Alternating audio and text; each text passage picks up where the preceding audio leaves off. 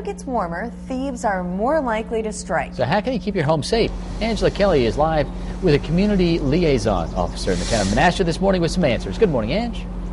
Good morning, Pete and Rachel. Good morning, everybody. Well, before we get into some tips, let's look at some statistics.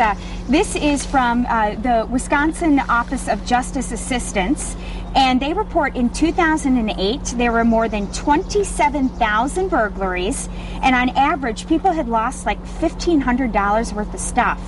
And then there were more than 115,000 thefts, and on average, people lost $503 worth of things. A lot of those thefts involved vehicles.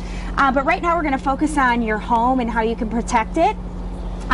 This is Community Liaison Officer Jason Weber. Good morning. Good morning. So we're going to start with lighting, and you say to light all entrances. What do you mean by that? Right. We want to make sure that all of the entrances and the outside of your home is lit. You know, the criminals tend to like to operate in the hours of darkness or under the cloak of darkness, so we want to make sure that the outside of your home is lit well, primarily all of the entrances. Okay, so all around the house, if need be. All around the house if need be. And you can achieve that through the lights at the porch lights, through the garage lights, motion lights. People have put motion lights to go on and off when they're triggered.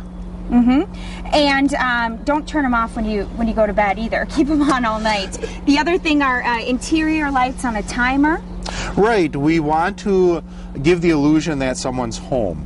When people leave or they go away on vacation or they leave for the night, you know, criminals will stake out a home to see what's going on or if somebody's home. So we want to give that illusion that somebody is at home. So to have your lights on a timer and set to go on and off at particular times. Okay, and certain lights can work better, can be budget friendly. Solar lights, and also looking for white lights, fluorescent lights. Right, a white light is going to give better color recognition. So when you look out that door, you would be able to tell whether the person was in a black coat or a green coat or a blue coat.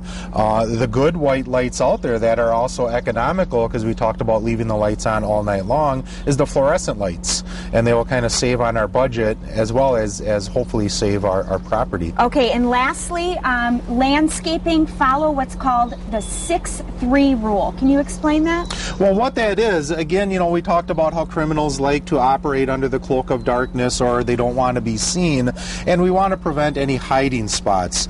So with the 6-3 rule, we want to have the trees trimmed up to a 6-foot overhang so that you could see underneath, and the bushes, as you're seeing now, we want those trimmed no higher than 3 feet, so that somebody could not hide behind that when you're coming home, and that the bushes don't get overgrown and block those lights that we put on our house. Absolutely. Thank you so much. And coming up next, we're going to talk locks. We've got tips on deadbolts, strike plates, and it's not just common sense stuff. There's some things regarding locks that you may not have thought about, so we'll tell you about that coming up a little later.